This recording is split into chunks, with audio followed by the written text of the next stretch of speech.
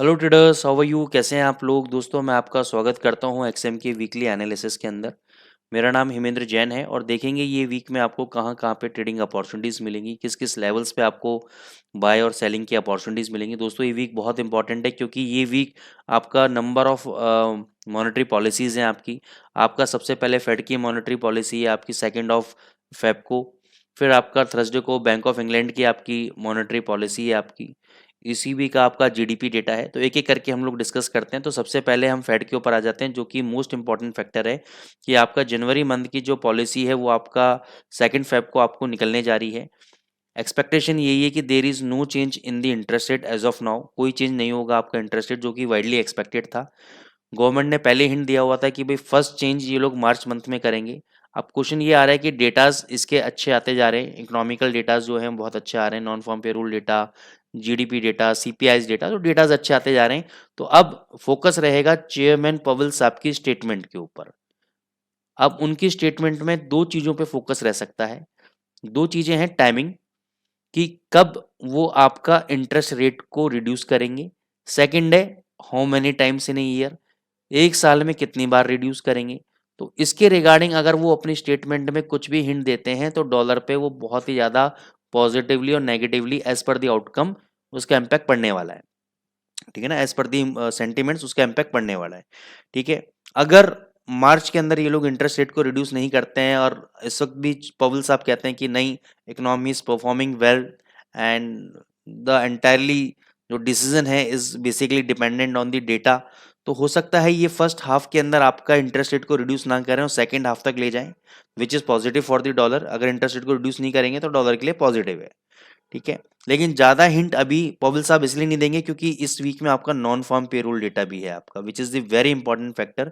अगर non farm payroll data जैसे last time बहुत अच्छा आया था नॉन फार्म पेरोल डेटा, इस बार भी अगर नॉन फार्म पेरोल डेटा अगर आपका अच्छा आता है which is also positive for the dollar. लेकिन अगर नॉन फार्म पेरोल डेटा बेकार आया, पवेल साहब ने बोला कि नहीं हम तो भैया मार्च में रिड्यूस करके रहेंगे, एक बार तो हम अपने स्टेटमेंट को पूरा करेंगे, तो डॉलर आपका नीचे गिर सकता है आपका $102 तक।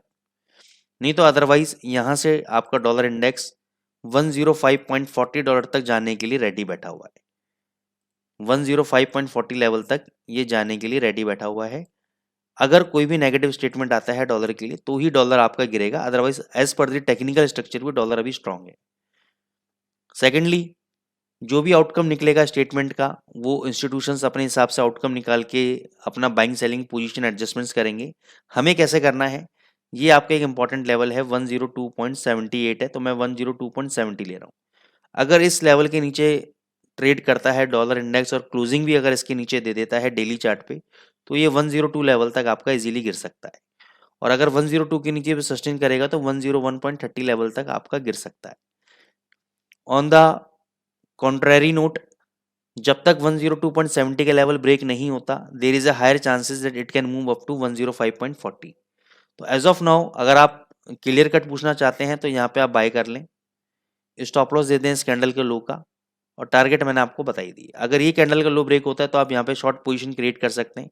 ये जो भी हाई है आपका यहाँ पे इस एरिया में आप चार्ट चेक कर लीजिएगा, ये आपका स्टॉप लॉस का काम करेगा और टारगेट फिर आपके लोअर लेवल्स के रहेंगे 102 101.30 के लेवल्स। अब हम आ जाते हैं यूरो के ऊपर। आपका जीडीपी डेटा है इस वीक के अंदर, सीपीआई डेटा भी है आपका।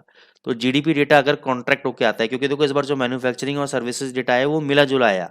मैन्युफैक्चरिंग वीक आया, मैन्युफैक्चरिंग पॉजिटिव आया, सर्विसेज डेटा वीक आया। तो 50-50 था, चाहे जर्मन का ले लो, फ्रेंच का ले लो, आप पूरे यूरो जोन का ले लो, एक डेटा पॉजिटिव था, एक डेटा नेगेटिव था। अगर जीडीपी डेटा कॉन्ट्रैक्ट होके आता है यानी नेगेटिव होके आता है तो यूरो के लिए नेगेटिव और यूरो आपका अच्छा खासा गिर सकता है। ठीक है। सीपीआई डेटा भी अगर नेगेटिव आता है, थोड़ा सा कंट्रोल होकर आता है, तो भी यूरो के लिए नेगेटिव है। लेकिन मान के चलो जीडीपी आपका नेगेटिव आ गया और सीपीआई पॉजिटिव आ गया, तो यूरो दोनों तरफ मारेगा। तो ध्यान रखना आप दोनों डेटास पे, दोनों तरफ मारेगा ये। टेक्निकली जब तक ये 950 के ऊपर बंद नहीं होता तब तक यूरो आपका वीक है। कोई भी राइज आपका 900 तक जाता है, 930 तक जाता है, आप शॉर्ट पोजीशन क्रिएट करो आप यूरो के अंदर। 950 के ऊपर अगर डेली चार्ट में क्लोज हो जाता है, फिर इसका टारगेट मैं बोलूंगा 1100 तक भी ये जा सकता है। ठीक है। लेकिन जब तक ये 950 के ऊपर क्लोज नहीं देगा, every rise is a selling opportunity and in the days to come it can fall up to 700 levels. ये कहाँ तक गिर सकता है आपका, ये आपका 700 के लेवल्स तक इस लोस को टेस्ट करने ही नीचे आ सकता है। तो आई होप आपको इसका लेवल क्लियर हो गया है। जीबीपी यूएसडी पे आते हैं। जीबीपी यूएसडी का दोस्तों क्लियर है, जब तक आपका 2600 का लेवल ब्रेक नहीं होता जीबीपी आपका एक स्ट्रॉन्ग कैंडिडेट है। बैंक ऑफ इंग्लैंड की थर्सडे को आपकी मॉनेटरी पॉलिसी है और इसमें भी अभी एक्सपेक्टेशन कर रहे हैं कि there is no change in the interest rate. अगर नो चेंज हो गया इंटरेस्ट रेट तो आपका एक जीबीपी के लिए नेगेटिव हो सकता है, क्योंकि जीबीपी को अब तक यही बात चल रही है कि हम इंटरेस्ट रेट बढ़ाएंगे, क्योंकि इन्फ्लेशन वहां पे अभी कंट्रोल में नहीं आ रहा। थोड़ा सा कंट्रोल हुआ है अभी इन्फ्लेशन, लेकिन अभी भी बैंक ऑफ इंग्लैंड के 2% से टारगेट से ऊपर ट्रेड कर रहा है अभी इन्फ्लेशन। अगर इन्फ्लेशन थोड़ा सा वीक पड़ता है, थोड़ा सा अगर हल्का पड़ता है, तो हो सकता है आने वाले समय में आपका जीबीपी वीक रहे। लेकिन अगर इन्फ्लेशन का डेटा बढ़कर आया आपका, और तो चांसेस है कि बैंक ऑफ इंग्लैंड अपना जो मॉनेटरी पॉलिसी, हालांकि सीपीआई डेटा भी नहीं है, लेकिन अभी जो स्टेटमेंट्स आ रही हैं वो यही आ रही हैं कि भाई अभी इन्फ्लेशन कंट्रोल में नहीं है। तो जो मेंबर कमिटी होती है, जैसे 5 मेंबर्स की कमिटी है आपकी बैंक ऑफ इंग्लैंड के अंदर, तो 3 मेंबर्स वोट कर रहे हैं कि नहीं इंटरेस्ट रेट बढ़ाओ अभी, क्योंकि अभी इन्फ्लेशन कंट्रोल नहीं आ रहा। तो अगर उन्होंने ऐसा कोई स्टेटमेंट ऐसा हिंट दिया तो जीबीपी फायर हो जाएगा यहाँ से और 3000 के लेवल तक चला जाएगा। लेकिन अगर सारे मेंबर्स ने वोट दिया कि नहीं अभी होल्ड हमें चेंज नहीं करना है, हो सकता है हम आने वाले समय में रिड्यूस कर दें, तो जीबीपी आपका 2500 तक गिरेगा। टेक्निकल लेवल्स पे हम लोग बात कर लेते हैं। 2600 का लेवल जब तक ब्रेक नहीं होता GBP is a buy on dip candidate. मेरा टारगेट अभी भी इंटैक्ट है, 3000 तक ही जा सकता है। 2600 के नीचे अगर क्लोजिंग दे दिया तो मैं भी थोड़ा सा कॉन्फिडेंस मेरा वीक हो जाएगा, इसके बुलिश के ऊपर मेरा बेट भी थोड़ा वीक हो जाएगा। मैं बेट्स को अपने खत्म कर लूंगा 2600 के नीचे। तो मेरा फाइनल स्टॉप लॉस 2600 है, हालांकि स्ट्रॉन्ग सपोर्ट 2500 है, लेकिन मैं इतना बड़ा रिस्क नहीं लूंगा। ठीक है, टारगेट 3000 के हैं, 2600 का इमीडिएट बेसिस पे एसएल है, क्लोजिंग बेसिस पे आप। फिर हम आ जाते हैं एयूडी यूएसडी पे। एयूडी यूएसडी भी आपका सेल ऑन राइज कैंडिडेट है, आप चाहे तो उसको अभी बेचो। फाइनल स्टॉप लॉस आपका रहेगा इसका, फाइनल स्टॉप लॉस का रहेगा आपका 6620 का। मैं आपको 2 आवर्स के चार्ट में दिखाता हूँ, यहाँ पे डेली चार्ट में आपको नहीं तो बड़े लेवल्स नजर आएंगे। 2 आवर्स के चार्ट पे अगर आते हैं तो ये आपका लेवल है आपका 6620। अगर इसके ऊपर क्लोज हो गया तो फिर ये एक रैली पकड़ सकता है अप टू 6700। लेकिन जब तक ये 6620 का लेवल ब्रेक नहीं कर रहा, ये आपका 6500 के लेवल को भी ब्रेक करेगा और नीचे गिरेगा। तो आप एक शॉर्ट पोजीशन यहाँ पे क्रिएट कर सकते हैं 6576 पे with the stop loss of 6620।